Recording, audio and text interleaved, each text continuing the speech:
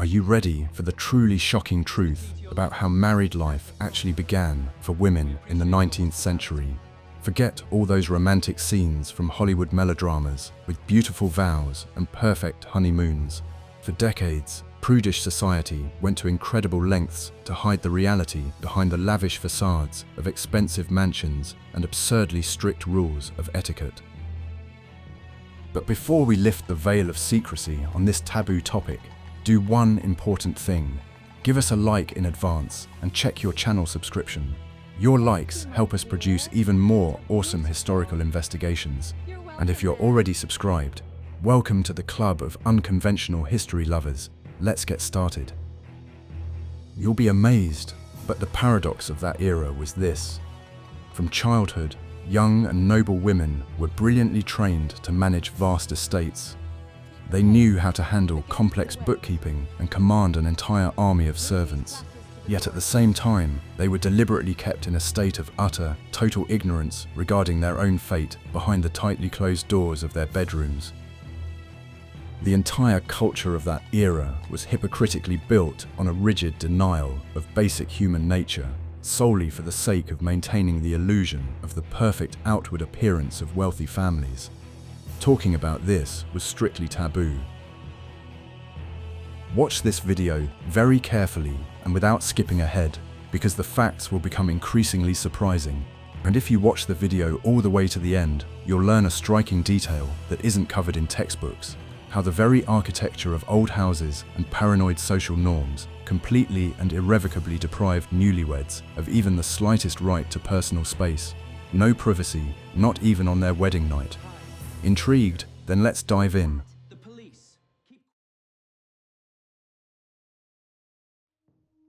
What if everything you were taught is outdated, and absolute ignorance was considered the chief virtue of a Victorian bride? Young women from good families were raised in an atmosphere of total informational isolation from the real world. Any talk of physiology or marital relations was strictly forbidden by society. Mothers carefully vetted their daughters' social circles and crossed out any questionable passages from library books. A young woman would walk down the aisle, firmly convinced that marriage consisted solely of beautiful gowns and tea parties in the parlor. Preparation for marriage boiled down to learning the rules of table setting and managing a large staff of servants. The young woman knew perfectly well how to put together a complex menu for a dinner party for 50 people. She knew how to keep voluminous household ledgers and strictly control daily expenses. However, her own emotions and physical sensations remained completely uncharted territory for her. Society demanded of her a crystal-clear purity of thought, bordering on a complete misunderstanding of the laws of nature.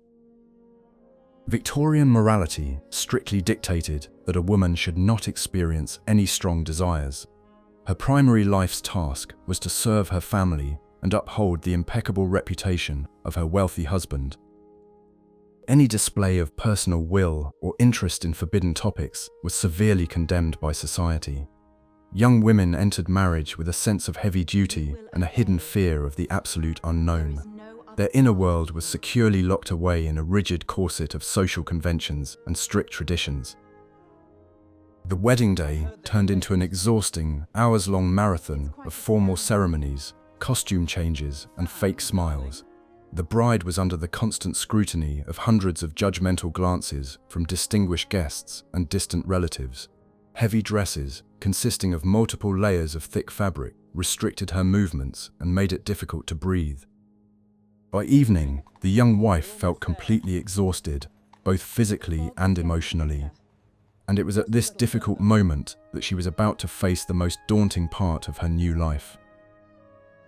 The transition from the cozy family home to her husband's cold mansion was accompanied by a complete change in her familiar surroundings. The young woman was forever deprived of the support she knew and found herself face to face with the strict rules of a foreign household. The new servants watched the young mistress closely, scrutinizing her every move and word. In this tense atmosphere, the newlywed was expected to display unwavering confidence, which she lacked entirely.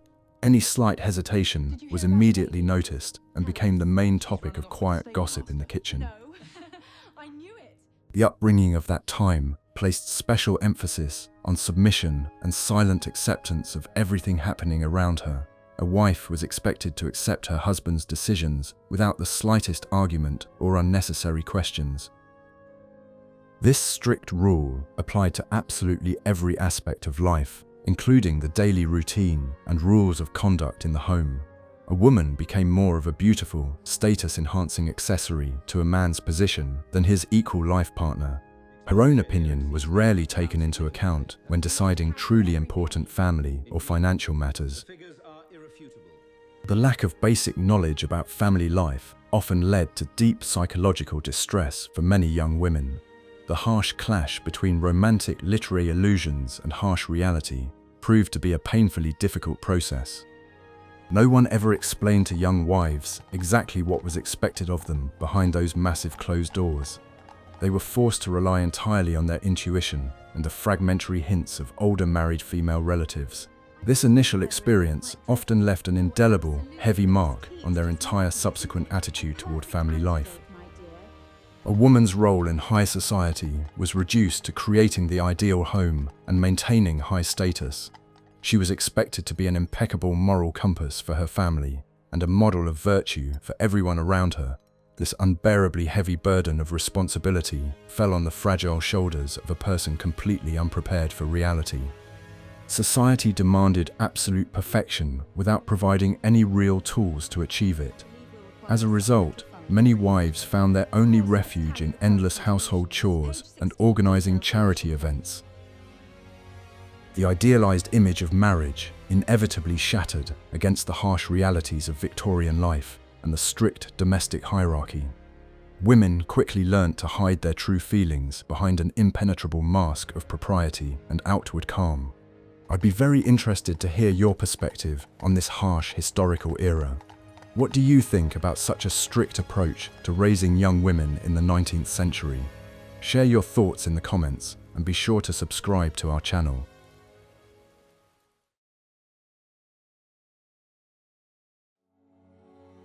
The hidden truth that everyone keeps quiet about lies in the very structure of Victorian mansions. These enormous architectural structures were designed to constantly house dozens of strangers.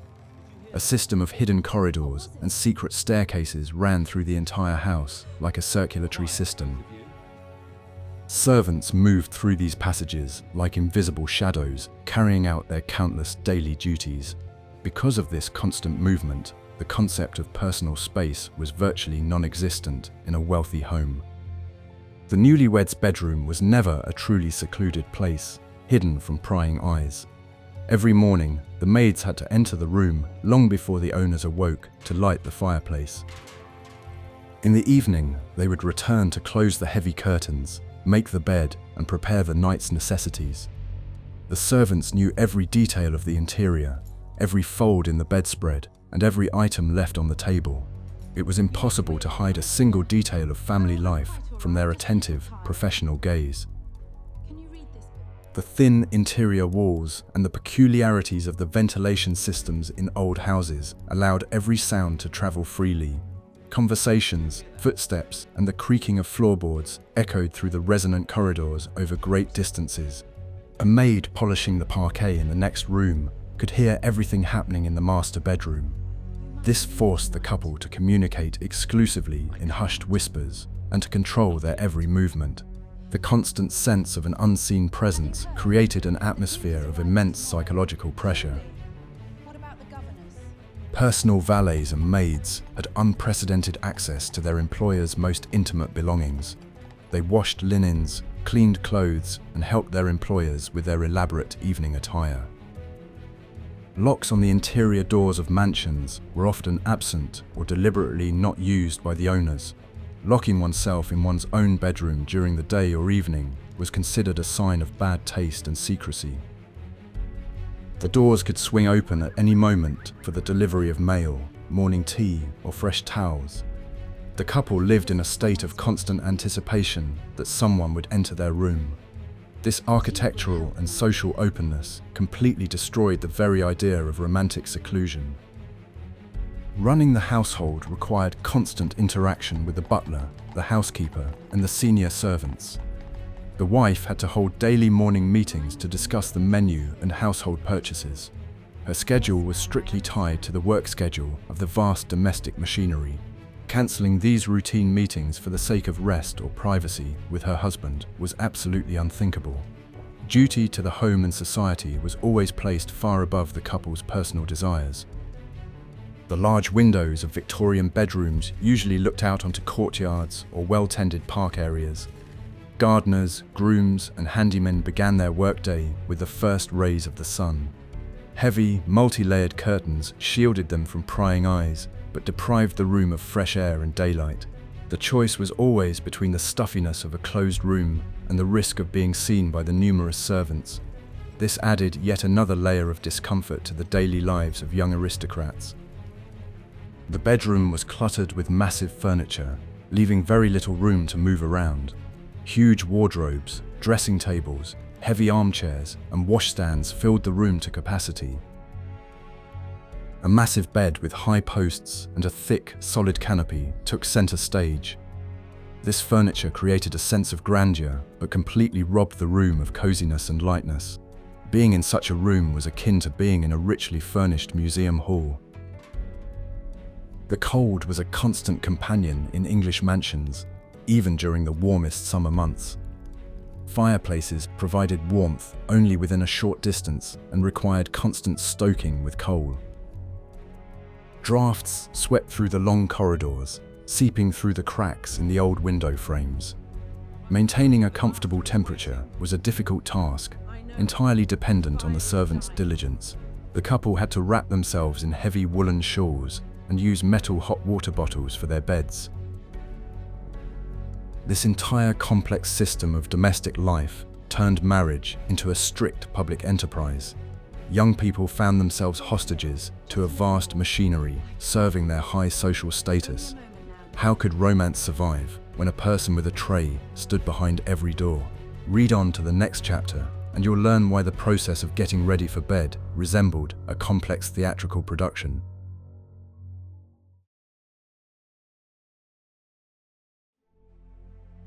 What lies behind the beautiful imagery of historical films shatters all the romance of the wedding night. Victorian nightwear was a veritable fortress of heavy fabrics and tight lacing. Getting ready for bed took hours and required the mandatory assistance of an experienced maid. A woman could not remove her elaborate evening gown and numerous petticoats on her own. The process resembled a knight slowly dismounting after a grueling day of tournament combat. Nightgowns of that era were made of thick, heavy cotton or stiff linen. They had long sleeves with tight cuffs and high, closed collars fastened right up to the throat. The fabric was gathered into numerous folds, rendering the figure completely shapeless and concealing any contours. The length of such a nightshirt necessarily reached the floor, completely covering even the ankles. The strict morals of the era categorically forbade any semi-transparent materials or elegant cutouts. Men's nightwear was slightly more comfortable, but was also excessively bulky. Long nightshirts reaching to the knees were complemented by special hoods to protect the head from constant drafts. In winter, thick flannel robes were worn, which resembled heavy winter coats more than anything else. Dressed in such attire, the couple looked more like hospital patients than a couple in love. The abundance of fabric created a physical barrier that was quite a challenge to overcome. The ritual of combing their hair was one of the longest stages of their nightly bedtime routine. The chambermaid had to untangle elaborate hairstyles, remove hairpieces, and spend a long time brushing out the long strands. Then the hair was braided into tight plaits so it wouldn't get tangled during a restless night's sleep. This process took place in complete silence or amid a dry discussion of plans for the next day. Meanwhile, the husband was in his dressing room, undergoing similar procedures with his valet. The temperature in the bedrooms forced the couple to use a huge number of heavy down comforters. The bed was preheated with special copper braziers on long wooden handles. However, the warmth quickly dissipated, giving way to the piercing dampness of the ancient stone walls. People went to bed not for pleasure, but in an attempt to warm up after a long day. The cold dictated its own harsh rules, forcing them to forget any romantic impulses. The room's lighting consisted of a few dim candles or faintly smoldering oil lamps. In the twilight of the enormous bedroom, massive pieces of furniture cast frighteningly long shadows. Before going to bed, the servants extinguished the main light, leaving only a single dim source by the bed. This gloomy atmosphere created a sense of impending danger rather than coziness. The darkness concealed the couple's faces, making them seem even more distant and alien to one another. The heavy canopies above the bed served as additional protection against the cold air. The tightly drawn fabric curtains transformed the bed into a sort of enclosed fabric tent. Inside this enclosed space, it quickly became stuffy due to a lack of fresh oxygen. However, opening the canopy was forbidden, as drafts were considered the main cause of all existing illnesses. The couple found themselves locked in a cramped and uncomfortable space for the entire long night. Quilts and mattresses were stuffed with horsehair, stiff straw, or dense goose down. They were often lumpy and made a loud rustling sound with any awkward movement. The bedding, made of thick linen, was heavily starched, which made it stiff and prickly. The starched sheets felt uncomfortably cold against the skin and took time to warm up with body heat. Lying on such a bed was an ordeal, requiring a certain amount of physical endurance. Every detail of daily life was designed to suppress naturalness and create artificial barriers. Heavy fabrics, cold rooms, and strict rituals turned marriage into a grueling ordeal. If you enjoyed this story about the harsh realities of Victorian life, be sure to like this video.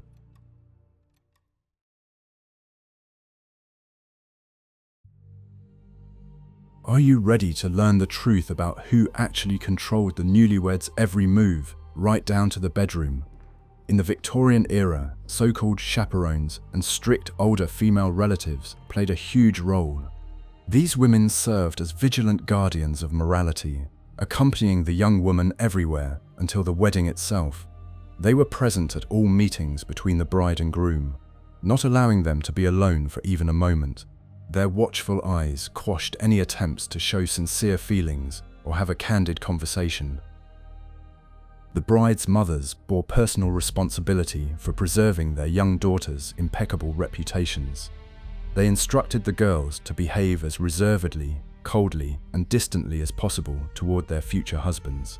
It was considered normal for the young couple to address each other exclusively with the formal "you" until they reached the altar. Any displays of joy or excitement were harshly suppressed as signs of impermissible frivolity. As a result, the bride and groom approached marriage as complete strangers, separated by a wall of formalities. On the wedding day, it was the mother or the eldest sister who escorted the bride to the door of her new bedroom. This walk through the long corridors of the mansion was often marked by a heavy, oppressive silence.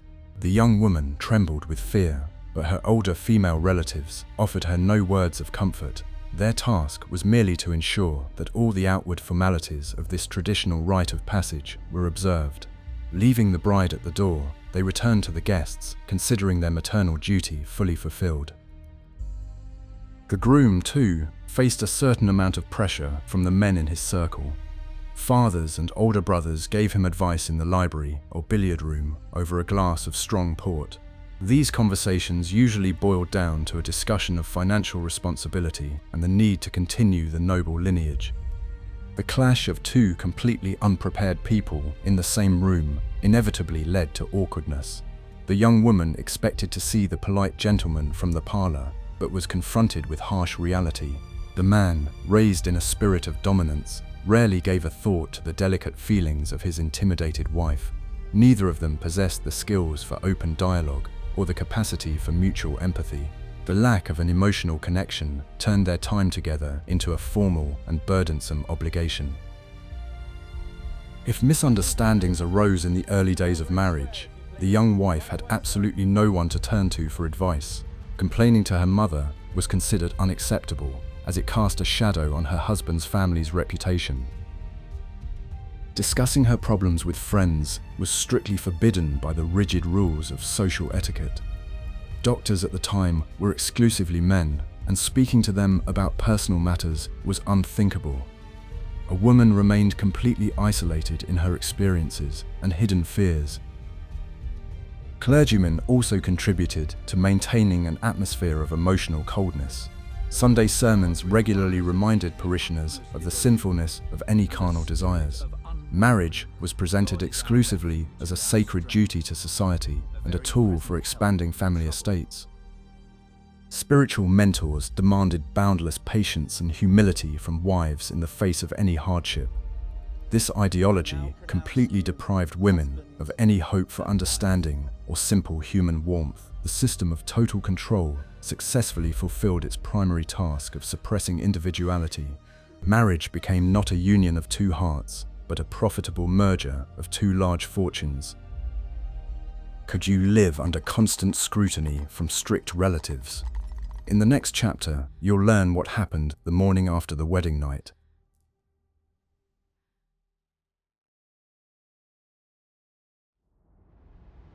The morning after the wedding night began with strict adherence to the established household schedule. Regardless of how the night had gone, the newlyweds were required to wake up at a strictly defined time. At exactly 8 o'clock, a quiet but insistent knock sounded on the massive oak bedroom door. Maids entered the room silently, carrying trays with jugs of hot water and fresh towels. Their faces remained completely impassive, as if they were performing their duties in a completely empty room. A maid helped the woman wash her face over a large porcelain basin, as bathrooms did not yet exist. This was followed by the lengthy process of lacing up a stiff corset, which restored perfect posture.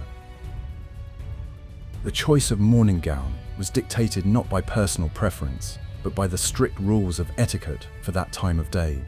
Her hair was neatly arranged into a formal style, hiding the slightest traces of the night's disarray. By the time she emerged from the bedroom, the woman looked like a flawless porcelain doll. Breakfast was served in the spacious breakfast room or the bright small dining room on the ground floor. The couple would gather around a long table, seated at a respectful distance from one another. Conversation at breakfast was limited to discussing the weather, plans for the day, and going through the morning mail. Showing signs of fatigue or a bad mood was strictly forbidden by the rules of etiquette. The servants were constantly in the room, refilling tea and changing the heavy silver plates. Immediately after breakfast, her husband would leave on business, go to his club, or retreat to his spacious study. The young wife was left alone to attend to her numerous duties as housekeeper. She would go to the housekeeper's room to approve the menu and check the long shopping lists. Life gave her not a single moment for reflection or to come to terms with her new status. The enormous mansion demanded constant attention and a firm hand from its new rightful mistress. During the day, she was expected to pay brief courtesy calls or receive guests in her drawing room. These meetings were strictly formal and lasted exactly 15 minutes. Conversations revolved around charity, new books, or the latest trends in high society fashion. No one asked the young wife about her well-being or her impressions of the first days of marriage. She was expected to radiate calm dignity and affirm the high status of her new family. In between visits, the woman engaged in needlework, sitting in a cold and uncomfortable armchair. Embroidery was considered the ideal pastime, as it required patience and did not distract from pious thoughts. The morning after the wedding set the rhythm for the rest of life in a Victorian marriage. A strict schedule and constant busyness became a reliable shield against any emotional upheavals. The illusion of perfect order replaced genuine affection and simple human happiness. Routine consumed the newlyweds, forcing them to play the roles assigned by society until the very end. Personal feelings were forever sacrificed to the flawlessly functioning machinery of a wealthy household.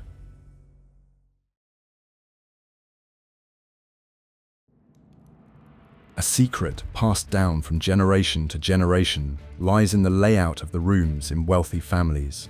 Having separate bedrooms for husband and wife was considered the main sign of belonging to the upper class.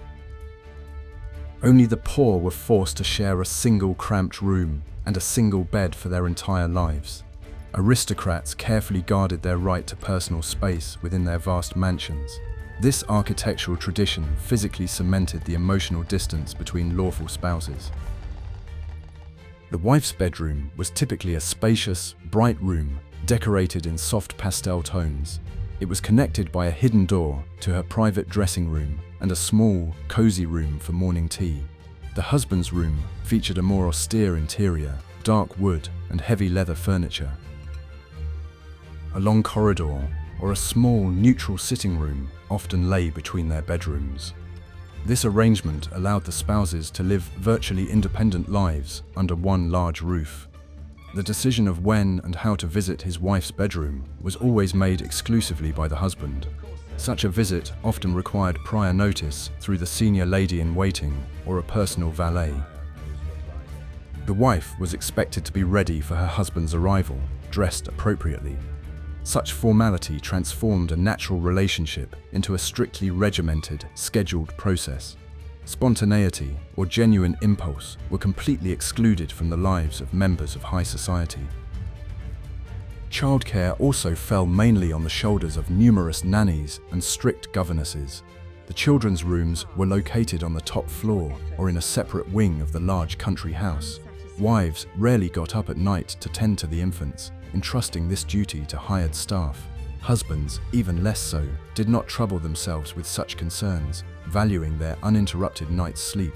Separate living arrangements in the house applied not only to spouses, but to all members of the large family. The tradition of separate bedrooms also had a purely practical explanation related to the daily routine. Men often stayed out late at clubs or returned late at night after lengthy political debates. They did not want to wake their wives with the sound of footsteps or the light of oil lamps.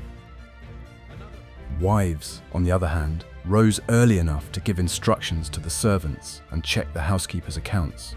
Separate rooms allowed them to go about their daily lives without disturbing one another. In wealthy mansions, guest bedrooms were often more lavishly decorated than the owner's own. This emphasized that the family's external status was more important than the internal comfort of its permanent residents. Guests were also assigned to different wings of the building according to their social standing. The architecture of the house served as a strict instrument of social segregation and constant control. Every resident of the mansion knew their clearly defined place and dared not cross the established boundaries. On the rare occasions when they shared a room, the spouses felt extremely uncomfortable. The lack of a habit of sleeping side by side made every touch or movement of their neighbor an irritating factor. They had grown accustomed to the space of their own beds and the silence of their own empty rooms. Sleeping together was seen as a necessary temporary measure during long journeys or visits. At home, they always returned with great relief to their safe, solitary havens. Separate bedrooms became a symbol of Victorian hypocrisy and the cult of outward propriety. Behind beautiful mahogany doors lay the deep loneliness of millions of married women. Would you prefer to have a separate room from your spouse? In the next chapter, you'll learn about the unspoken rule of silence that forbade wives from voicing any complaints.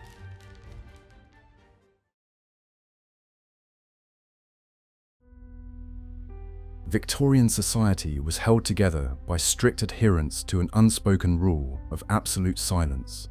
No matter how difficult a woman's married life was, she had no right to complain. Public discussion of family problems was considered a grave breach of etiquette and a sign of poor upbringing. A wife was expected to bear her cross with her head held high and a constant, calm smile. Any attempt to air one's dirty laundry in public was punished by immediate expulsion from respectable society. Even in correspondence with their closest friends, women used complex allegories and hints. Letters were often read by husbands or could fall into the hands of curious and gossipy servants. Therefore, True feelings were masked behind discussions of the weather, new varieties of roses, or charity fairs. Only a very experienced eye could discern deep longing behind the dry lines about choosing fabric for curtains. Paper could not serve as a reliable and safe repository for a woman's tears and bitter disappointments. The image of the ideal wife required endless patience and the ability to forgive any of her husband's misdeeds.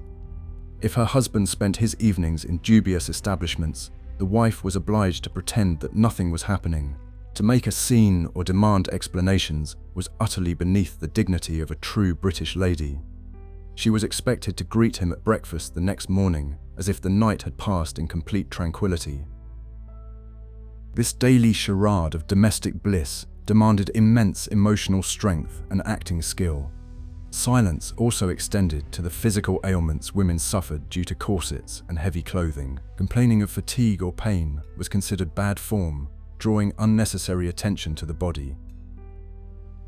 Ladies fainted not from an excess of emotion, but from a lack of oxygen in their tightly laced dresses.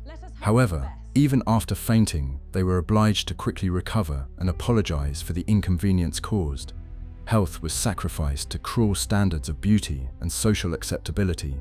The courts of that time were extremely reluctant to hear cases of divorce initiated by wives. Divorce was an incredibly expensive, public, and deeply shameful procedure for the entire extended family. A woman who took this step automatically lost her social status, property, and respect. Therefore, millions of wives preferred to endure coldness and rudeness within the walls of their vast mansions. The fear of public condemnation was far stronger than the desire to gain personal freedom and simple happiness. The only socially acceptable outlet for their pent-up emotions was charitable work. Women from high society actively raised funds for the poor and organized shelters and hospitals. By helping the disadvantaged, they channeled their pent-up energy and their need to feel needed. This work allowed them to leave the house and interact with people outside the rigid confines of society's drawing rooms. Charity became a quiet rebellion by Victorian women against the domestic confinement imposed upon them. In her dealings with the servants, the mistress was also expected to maintain the utmost distance and strictness. Showing excessive softness or sharing her feelings with a maid was absolutely unacceptable. The housekeeper and the steward respected only a firm hand and a cool head in managing household affairs. The mistress was always at the top of the domestic hierarchy, and this position was incredibly lonely. She was surrounded by dozens of people, but had not a single true confidant or friend. Yes, steward, exactly. As they grew older, women grew accustomed to this role, transforming into strict matriarchs of their families. They began to demand of the younger generation strict adherence to all the very rules under which they had suffered in their youth. The cycle of upbringing closed, passing down a fear of openly expressing one's true feelings. The older ladies zealously enforced propriety, suppressing any attempts by the younger generation to change the old ways. The tradition of silence was carefully guarded by those who had devoted the best years of their lives to it. The history of the Victorian family is a history of great silence, hidden behind luxurious facades. Documents from the era have preserved for us bills for fabrics and dinner menus, but have concealed the voices of the women themselves. Their real lives were lived in internal exile, far from the eyes of strangers and even their own families. The vow of silence became the foundation upon which the prosperity of the entire mighty British Empire rested. This foundation was built on the voluntary renunciation by millions of women of their right to a voice.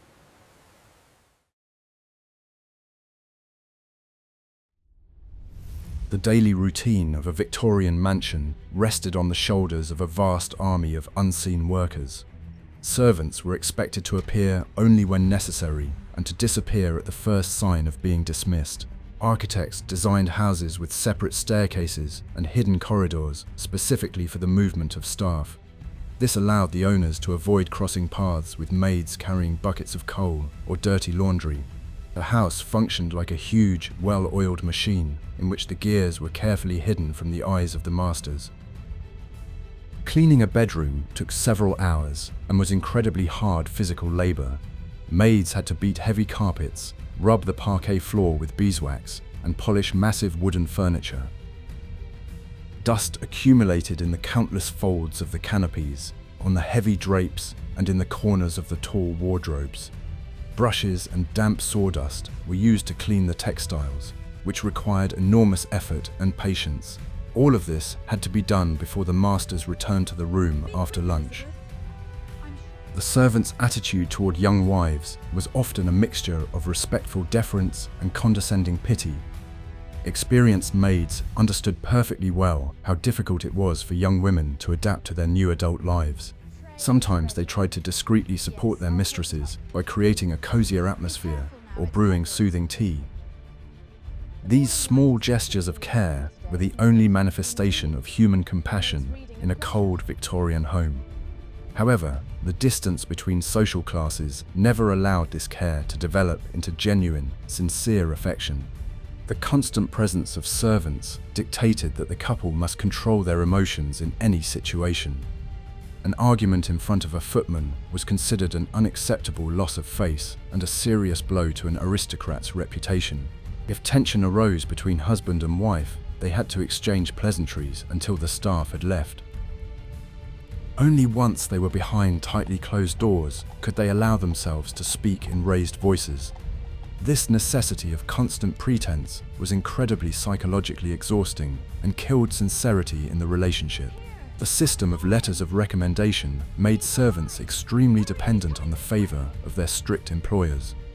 Dismissal without a good recommendation meant the impossibility of finding decent work in another wealthy household. Therefore, the servants had a personal interest in keeping all their employers' family secrets under absolute wraps. The silence of maids and footmen was bought not only with wages, but also with the fear of inevitable poverty. This symbiosis of fear and dependence created a reliable veil of secrecy around Victorian mansions. Invisible observers were an integral part of Victorian society, shaping its unique rules. They ensured a luxurious lifestyle, but in return completely deprived their employers of the right to privacy. The mansions turned into glass houses, where every step was known to dozens of strangers. This constant tension shaped that very famous cold and reserved British character. Life under the perpetual gaze of strangers' eyes became a true symbol of the 19th century era.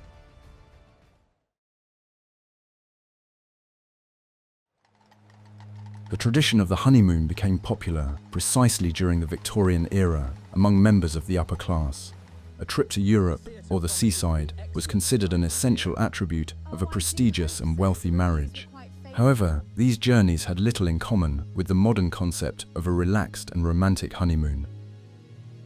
It was a grueling ordeal of long journeys, uncomfortable carriages, and constantly changing unfamiliar hotels. The newlyweds found themselves far from their usual comforts, which only intensified their mutual misunderstanding and stress. Part of the household staff, including the wife's lady's maid and the husband's valet, was always sent along on the trip. They were responsible for packing the enormous number of trunks containing the outfits required for any social engagement. The luggage consisted of dozens of heavy trunks, hat boxes, and toiletries cases with silver toiletries. The movement of such a massive procession resembled the relocation of a small gypsy camp more than a light, leisurely outing. The servants were constantly bustling about, organizing their employers' daily lives under completely unfamiliar and difficult travel conditions. Traveling in bumpy, horse-drawn carriages along dusty roads was physically exhausting and dampened the mood. The closed carriages were stuffy in the summer and incredibly cold during the damp autumn or winter months. The couple spent long hours in a confined space, sitting across from each other in complete silence. Reading on the road was impossible due to the jolting, and they lacked the energy to maintain small talk for days on end. This time became a true test of endurance and the ability to control their growing irritation. Arrival at a fashionable resort meant an immediate plunge into a whirlwind of new social obligations and engagements. The days were scheduled down to the minute. Morning walks along the promenade, courtesy visits, dinner parties, and evening concerts. The couple was on full display before the entire society, which closely scrutinized the behavior of the newlywed pair. Declining to attend events meant showing disrespect to society and admitting to problems in the marriage. It was completely impossible to relax on such a vacation due to the constant social and psychological pressure. The trip often revealed a huge difference in the interests and habits of people who were complete strangers to one another. The husband might be interested in architecture and long walks through the historic sites of ancient cities. The wife, constrained by heavy clothing and a corset, quickly grew tired and preferred to stay in the hotel room. These minor disagreements accumulated, creating a wall of misunderstanding and hidden irritation between the young spouses. The lack of a skill for open dialogue prevented them from finding a compromise and agreeing on how to spend their time together. The ordeal of the journey only reinforced the formal roles that society had assigned to the husband and his young wife. They learned to function as a single facade, hiding behind it a complete lack of spiritual intimacy. The journey did not bring them closer. Rather, it highlighted the chasm that could not be bridged in a single month. They returned to their mansion, ready to accept the rules of the game they would be playing for decades to come. The honeymoon became the first and most difficult test of the resilience of Victorian family morality.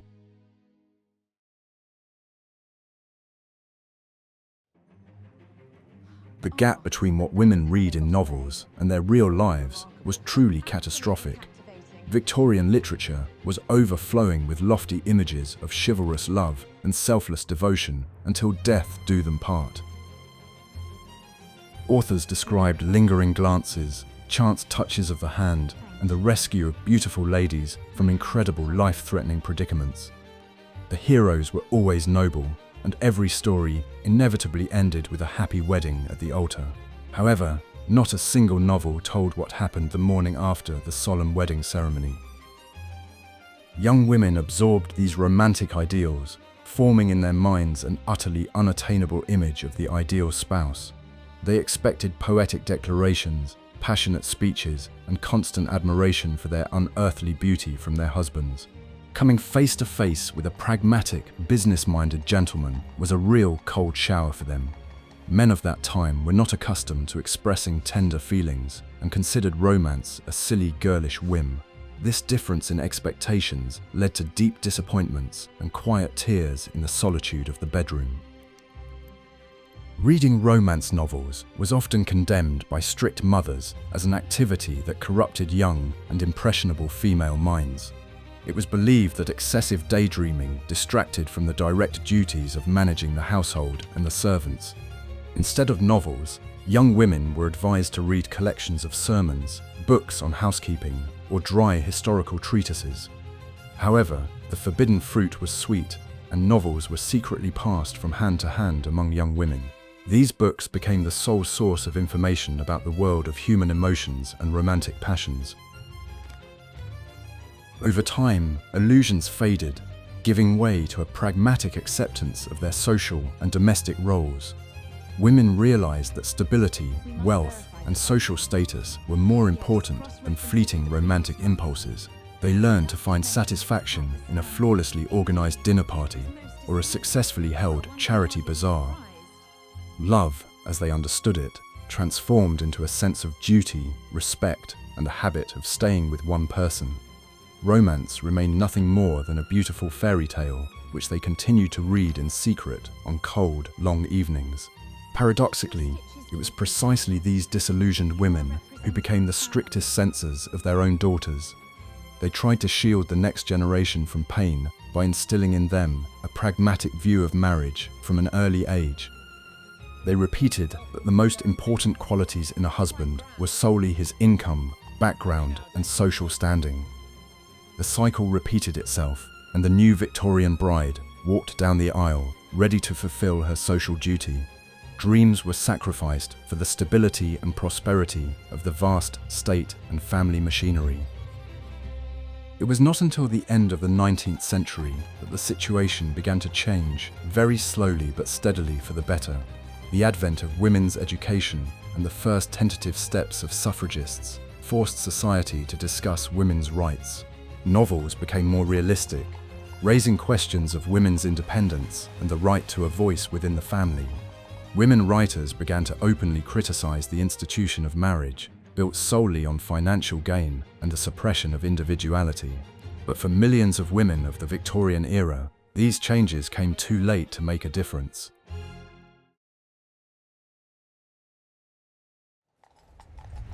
The legacy of this era still lives on in certain traditions and stereotypes about proper behavior. The idealized image of the submissive wife, preserving the family hearth at any cost, took shape precisely during those decades. However, behind this beautiful facade always lay exhaustion, loneliness, and shattered lives. The history of the Victorian family teaches us to value openness, honesty, and equality in modern human relationships. Illusions always come at too high a cost for those who try to build their real lives upon them. Today, we can peek behind the heavy velvet curtains of history and see real people with their own fears. Their experiences show just how important trust, understanding, and the simple right to be oneself in one's own home truly are. The Victorian era has left us with many secrets hidden behind the massive doors of old English mansions.